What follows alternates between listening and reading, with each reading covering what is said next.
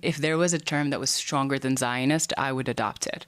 So for our viewers, please send me in the comment section. And that's intentional because I worked towards peace building and Muslim-Jewish reconciliation and Arab-Israeli conflict transformation my whole life since I was a kid, and I was always holding hands with both communities. On October 7th, I woke up to the reality that I did myself and my people and my values and my mission a disservice by not using the word Zionist, because that leaves a gap for others who are extremist to reclaim that word, claim it, weaponize it, instrumentalize it for their own extremist goals. And so I refuse to be a part of that and to enable that and to play any role in facilitating that narrative.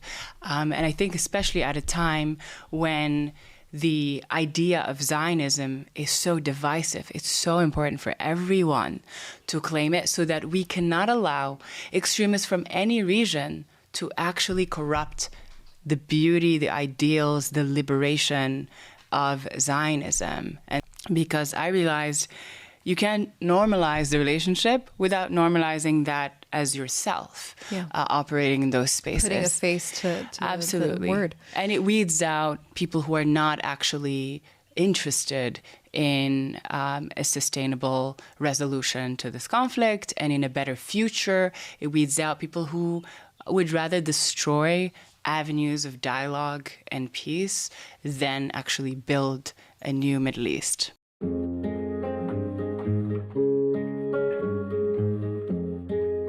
Welcome to another episode of East to West. I'm your host, Sarah Martinez Amir, and today we have a fascinating guest, Chama Mechtaly. Originally from Morocco, Chama is a policy advisor, an activist, an entrepreneur, and an artist who embodies a unique and powerful identity. She's half Muslim and half Jewish. She dedicates her work to building peace between Jews and Muslims, advocating for Israel, and amplifying the voices of diverse Jewish communities, and fostering regional integration and cooperation between Israel and its Middle Eastern neighbors. Chama is the founder of the Emma Lazarus Institute for Liberty and Tolerance, an action tank bridging media and policy gaps between the Middle East and the West. She's also a council member at the Voice of the People initiative by Israeli President Herzog to represent diverse Jewish communities around the world. Chama, thank you very much for joining us today. Thank you so much for having me. I want to talk about who you are. You're half Muslim, you're half Jewish. How do you experience this identity? Yeah, I have to say it's confusing for most.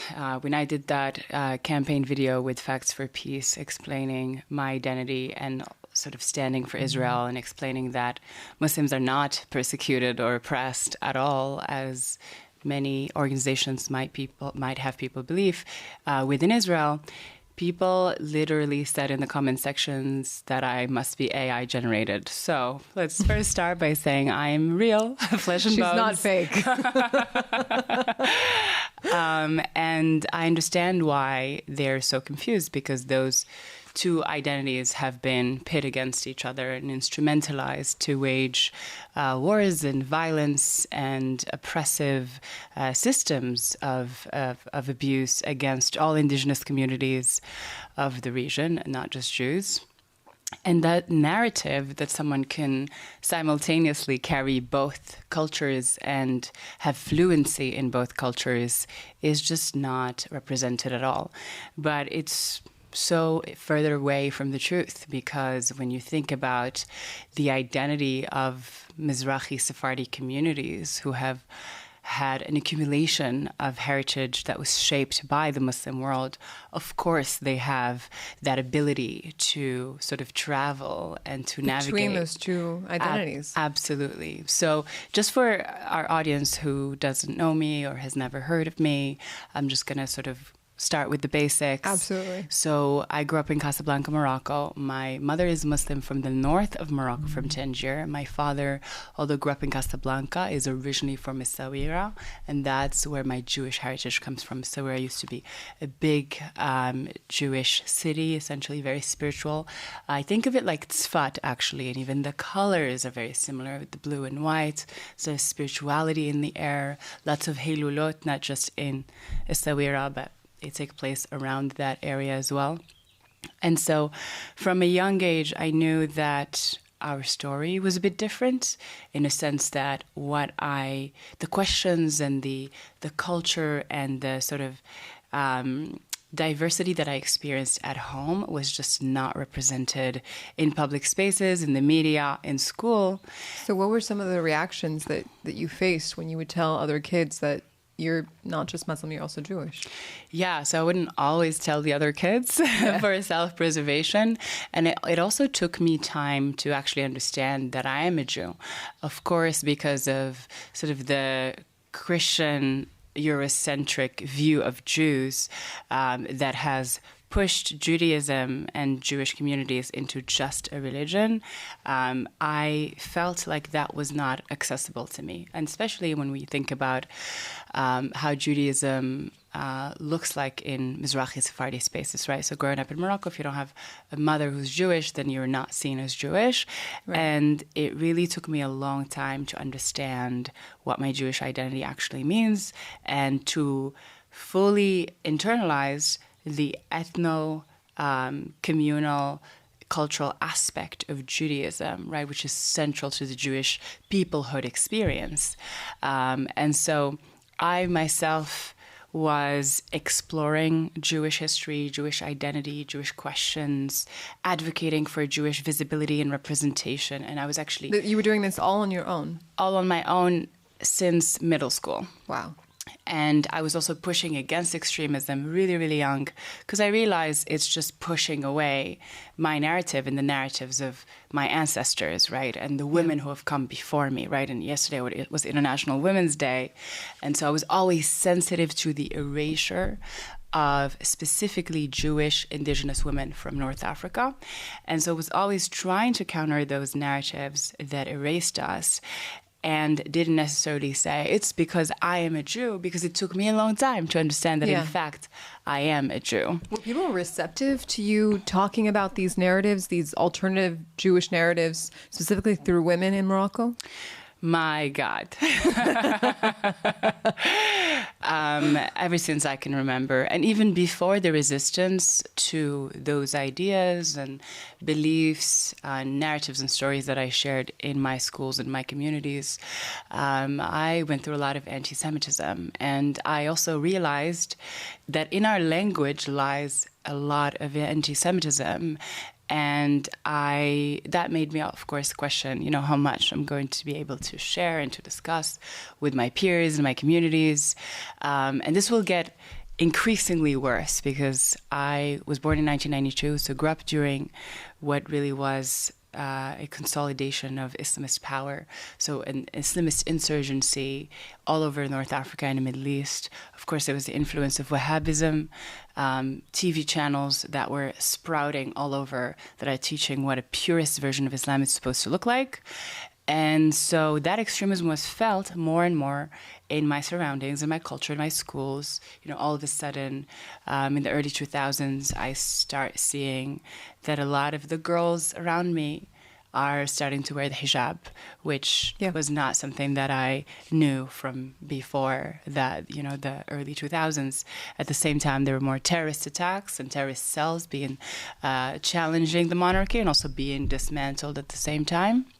Well, especially Morocco was seen really as a beacon of tolerance before it gained independence from France. I remember my own grandmother, who was born in the capital of Rabat, actually, she used to tell me that, in World War II, it was, I believe, King Mohammed V who told Nazi Germany that there are no Jews in Morocco, there's only Moroccans. And he saved over 250,000 Jews from being deported to Nazi death camps.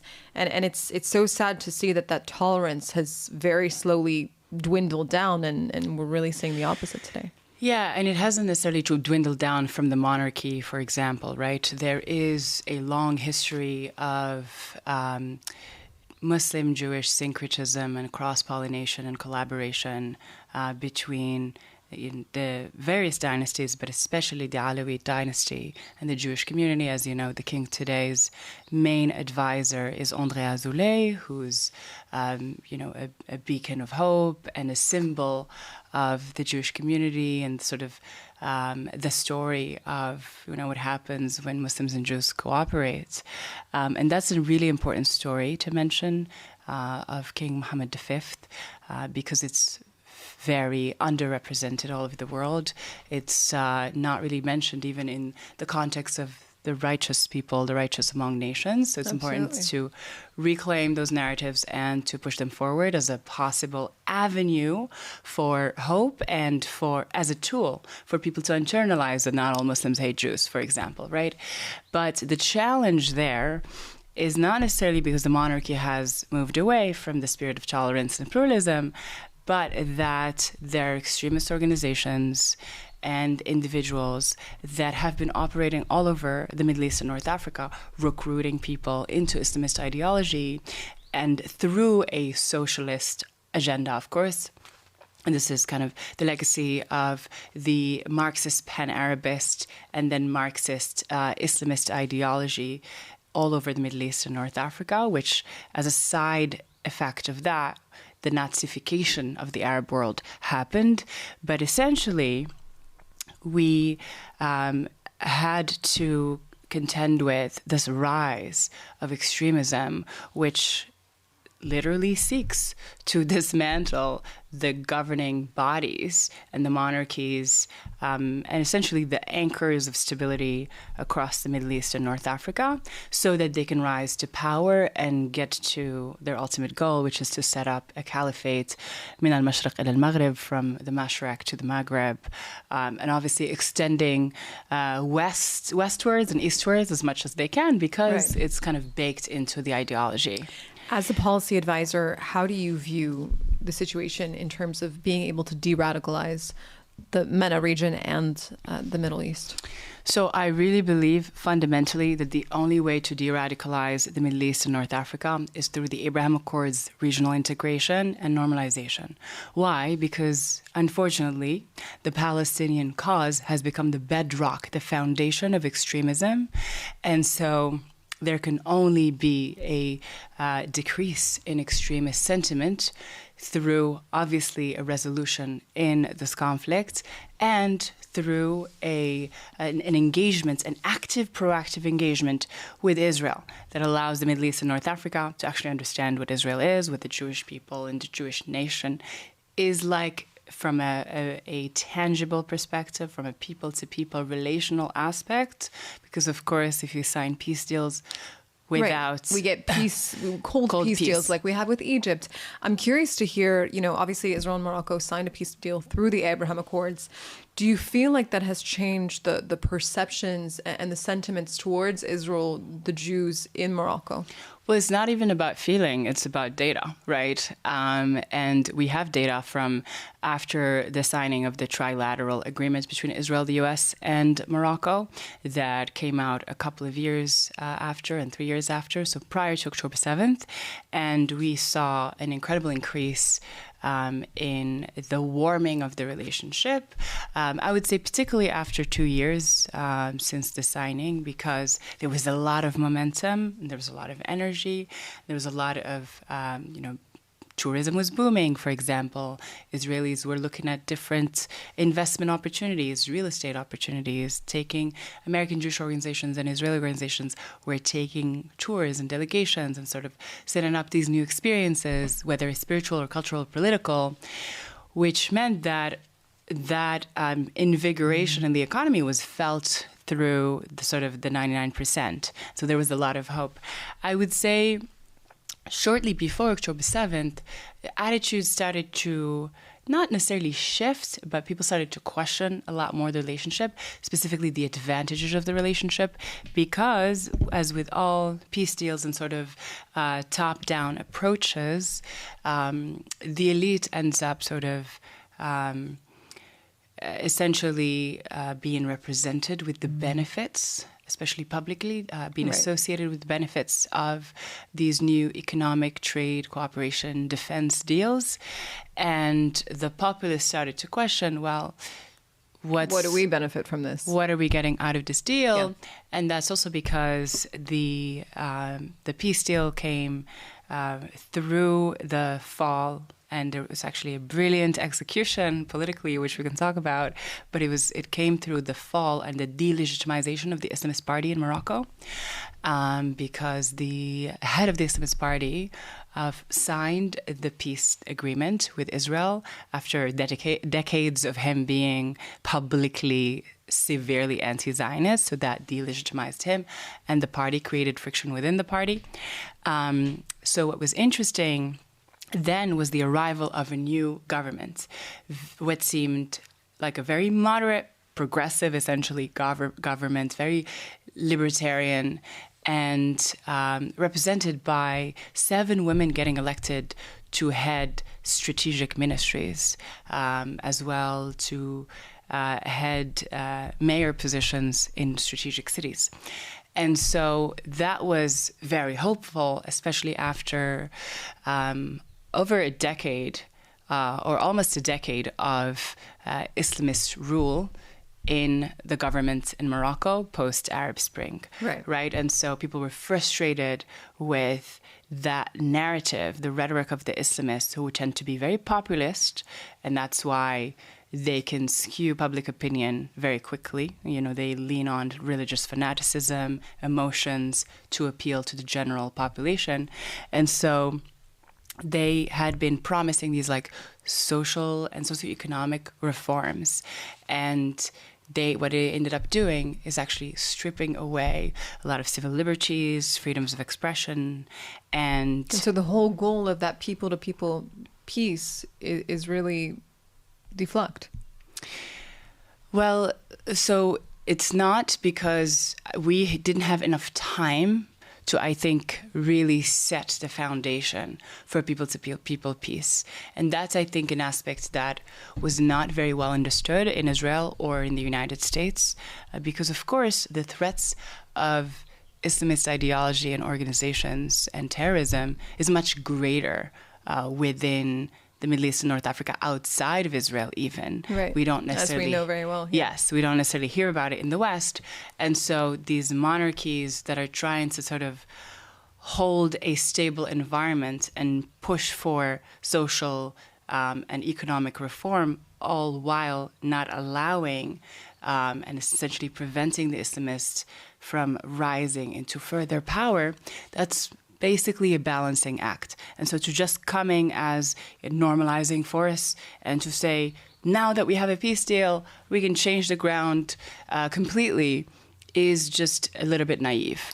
Well, and I think that very much goes into your work about representing diverse Jewish identities. I think it's so important to represent those diverse Jewish groups, specifically Mizrahi and Sephardic Jews. Sure. In the context of Israel's integration in the Middle East, right?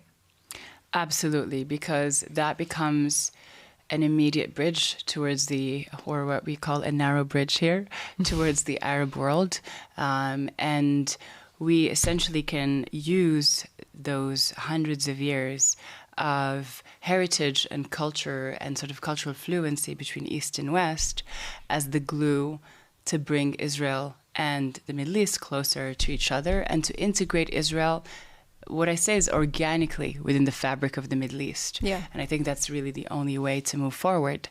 Now, of course, the average Muslim or Arab from the region has, even like the average intellectual, has misconceptions about Jewish history, Jewish identity.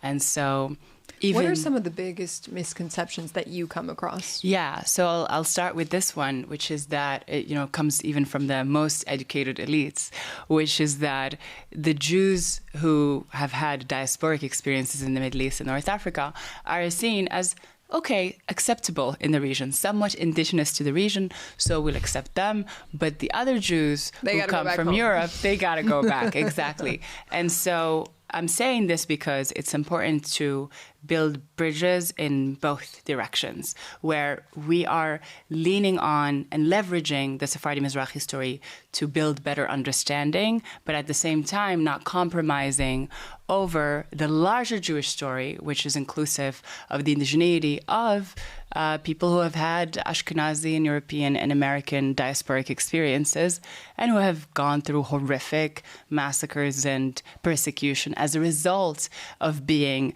not white and not European. Right. I think that that's the big misconception, right? That Jews are white appearing, so they must be, originally from Europe, and that's it. There's no connection to this homeland. They're still indigenous to this area, even though, Jews, as you can see here in Israel, look extremely different. There's, and challenge those narratives. I think it's really important to say that those narratives have become really championed by the extreme progressive movements in the West, especially in the United States, and have been imposed on a region that has been shaped by thousands of years of cross-cultural dialogue and migration and cross-pollination. And essentially, the hubs that we see, for example, in New York City today, through which we internalize the Middle East or the rest of the world, those hubs existed across the region, whether it's Fatimid Cairo or Baghdad or Granada or Fez. We have had these hubs over and over again. And so this idea that identities from the region can just look white or black is obviously erroneous and insane. But I think, part of the problem also is that the extreme progressive left in the U.S. in particular has thrived on othering white people and sort of white passing communities and delegitimizing their positions and their very existence, which is actually an anti-indigenous belief, because if you talk to indigenous communities that are actually in touch with their indigenous history and their connection to the land and to other people, they'll tell you that white people are indigenous too because they didn't come from another planet.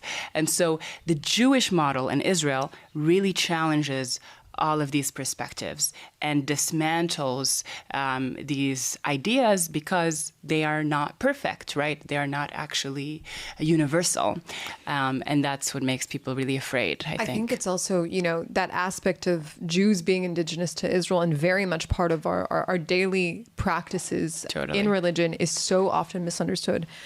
Whether it's the foods that we eat specifically around different times of year, the prayers that we say that are always geared towards facing Jerusalem, the different holidays that are all geared towards the land itself. I mean, it's so obvious to us that it's a religious that is indigenous to this area. Totally. But it's so difficult for, as you said, those, progressive Westerners who it doesn't fit within their narrative. Yes. It is also hard for the larger Middle East, North Africa region because there is no Jewish education. There's no religious education that would be actually opened to diversity and to the Jewish and Christian stories. I mean, I went through a Moroccan private school until 9th grade and then a Moroccan high school. And the high school was a lot more Islamist, I would say, whereas the private school had more of a French influence. And in high school, it was kind of following many years of Islamic education because we've had to go through 12 years of mandatory Islamic education. And in high school, I had Islamic education right before philosophy class. So I would bring some questions from the Islamic education class to philosophy class, and it would really bother people that I brought up like biblical history or religious history from that you question things. From Christianity and Judaism, or that I questioned Muslim narratives of Islamic history or Islamic interpretation. So it would bother a lot of people. And so from a young age, I understood that there is a lot of dogma. And, sometimes the only way out of dogma is kind of a shock factor. And so as a high school student, I was the shocking factor in my classes because really I just wanted people to ask questions and to know that there are entire universes, entire cultures outside of what they're being taught. And if they're not challenged, then they cannot grow and they cannot understand other communities. And they want to understand themselves, because this is a deeply pluralistic and diverse region. So speaking of that shock factor, which I think that you embody yourself just with your identity, you know, today you split your time between New York and Dubai for, you know, whether it's your policy work, your activism. I'm so curious to hear the reactions you get today, post October 7th, about your identity as someone who's half Muslim and half Jewish. Yeah, confusion by a lot of people. I think that what I'm doing, and I think what I'm trying to do, is also just normalize what it means to be a patrilineal Jew, and to be proudly Zionist, and to be a Jew from within Arab Muslim experience, essentially, because there aren't many of us, given the nature of the wars and persecution and, you know, decades of migration that have an exile, imposed exile on the communities of the region, that have been imposed on a very, very old, rich story and made it kind of disappear. And so I'm trying to normalize patrilineal Jewry, but also the experience of Mizrahi Sephardi Jews in the region. I was at Voice of the People this week, narrated a poem that I wrote in Arabic in front of the audience, which everyone was extremely well receptive to. But not only that, people came up to me and said, crying, and said, I felt so represented in those words. Yeah. And other people came up and said, you know, I was thinking this whole time during this conference that the Moroccan aspect of the Israeli and the Jewish story was not represented. But you made me feel at last, on the last day, it was during the gala, that it was in fact represented. And I'm so glad to see you here, because now a missing part of my heart has been sort of, you know, locked in, is now at ease. Yeah. So it's really beautiful to witness that. And I think in a sort of a larger story, if we zoom out, what I'm trying to do is normalize Jewish identity in the Arab world as an integrated, essential, critical aspect of the history and the stories of the Middle East and North Africa. I think for too long, Israel, from a survivalist perspective, has only looked west, especially to America. And I think now that we are challenged with how riddled with extremism the West has become, you know, especially Europe, but also in the United States, we have to look to the region for more partnerships. And we have to fully internalize that we were never really a Western people. We're from this region. We have contributed to this region, literally, you know, more than the Islamists, when I quote, from the Mashriq to the Maghreb. And so it's time to recognize that within ourselves so that the rest of the region can see it in us and can recognize it as well. Absolutely. You've described yourself as a Zionist, which today that term Zionism has been vilified into something completely different than what it really is. Can one be both Muslim and a Zionist? Yes. First, I just want to explain, if there was a term that was stronger than Zionist, I would adopt it. So for our viewers, please send me in the comment section. And that's intentional, because I worked towards peace building and Muslim-Jewish reconciliation and Arab-Israeli conflict transformation my whole life, since I was a kid, and I was always holding hands with both communities. On October 7th, I woke up to the reality that I did myself and my people and my values and my mission a disservice by not using the word Zionist, because that leaves a gap for others who are extremist to reclaim that word, claim it, weaponize it, instrumentalize it for their own extremist goals. And so I refuse to be a part of that and to enable that and to play any role in facilitating that narrative. And I think especially at a time when the idea of Zionism is so divisive, it's so important for everyone to claim it, so that we cannot allow extremists from any region to actually corrupt the beauty, the ideals, the liberation of Zionism. And that's what I'm really trying to show by kind of standing in my values as who I am, continuously reaching out to the Arab world and the Muslim world and towards kind of conflict transformation and de-radicalization for the sake of peace, a sustainable peace, right? Not what I call positive peace, not negative peace. And that's why I'm very conscious about doing it now with the label and really putting myself in the line of crossfire, because I realized you can't normalize the relationship without normalizing that as yourself, operating in those spaces. Putting a face to Absolutely. the word. And it weeds out people who are not actually interested in a sustainable resolution to this conflict and in a better future. It weeds out people who would rather destroy avenues of dialogue and peace than actually build a new Middle East. I think nobody else is better positioned to be that bridge between the two communities. How, in your eyes, how do you see what is essential to creating that bridge between Jews and Muslims today, which have been so polarized, especially after October 7th? I think three things. One, learning each other's languages. Two, learning each other's histories. And three, meeting one another. And we can only have these three things through normalization, through the Abraham Accords, the expansion of the peace deals in the region.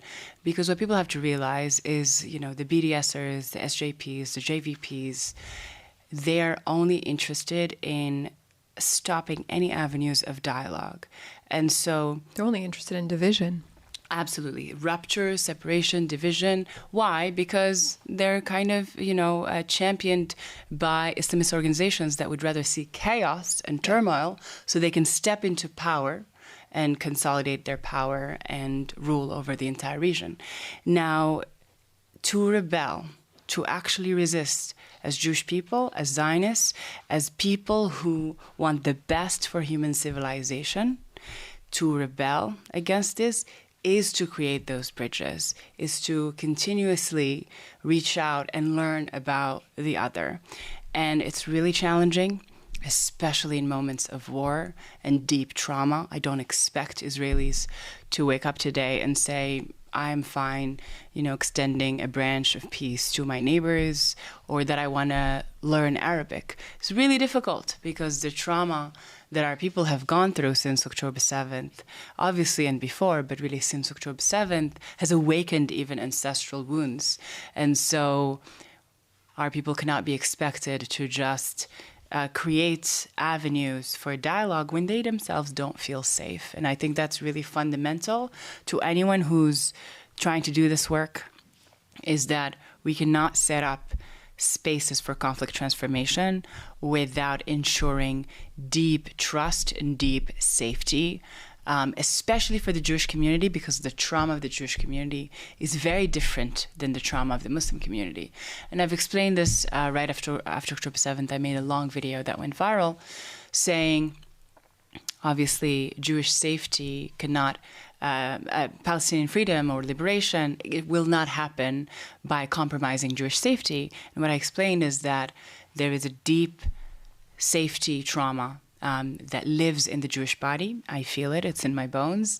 And there is a deep desire for liberation, especially after Western colonialism's impact and repercussions on the region. And especially because actually most of the region is made of indigenous people. They have been forced to identify as Arab and as Muslim over time, not by choice, but really the majority in terms of quantities, numbers of people, are all indigenous people who want to be free in their ancestral land. And the only example of a successful decolonization and sovereignty of an indigenous people in their ancestral homeland is Israel. So Israel brings up a lot of anxieties across the region. And I think going forward, everyone should internalize the conflict in this direction, as well as in a conflict between extremists and moderates. And so it's not about Israelis and Palestinians. It's about all those forces that are hindering, obstructing dialogue and conflict transformation so that we never get to a solution. And so we must take the opposite route and say, as a people, we know that this is possible, and we have to create, safety within our own communities to be able to kind of extend that muscle and reach out and create those relationships.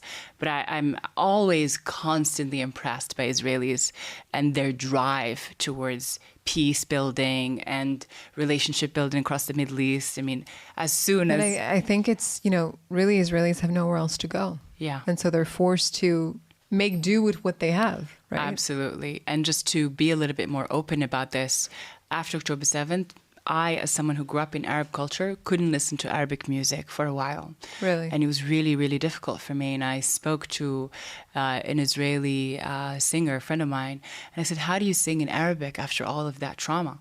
And she said, because this is our language too, this is our culture too, this is our region too, and we have no other choice. And so what do you say to those people that call that appropriation, cultural appropriation? They don't understand the history of the Jewish people, and they don't understand the history of Israel, and they actually haven't seen Israel. You have to come here. First time I came here, there are two things that really stood out to me. My first day, my first evening, my friend drove me around Tel Aviv, and I saw Magen Davids in public spaces, and I had a very emotional reaction because all my life, my work, especially my artwork, has been censored for the presence of Jewish symbolism in Magen Davids. And I felt that I had no right to represent my Jewish identity, even though I was dying to speak about it everywhere. Yeah. And the other thing that happened was realizing that all of the signs are in Arabic and Hebrew. And there's like such deep integration of both cultures that at the end of the day, I looked around, and at the end of that trip, I had such peace of mind and internal peace because I felt that for the first time in my life, my identities were so deeply integrated. And the only place in which I've had that experience is in this country. Chama Mechtaly, it's been incredible speaking with you and getting to know someone who not only is, an activist, but really is, like you said, giving a voice to the diverse communities, the Jewish communities around the world, putting a face to them, and really helping build those bridges so that people can learn to coexist. Yes. Thank you. Thank you so much for having me.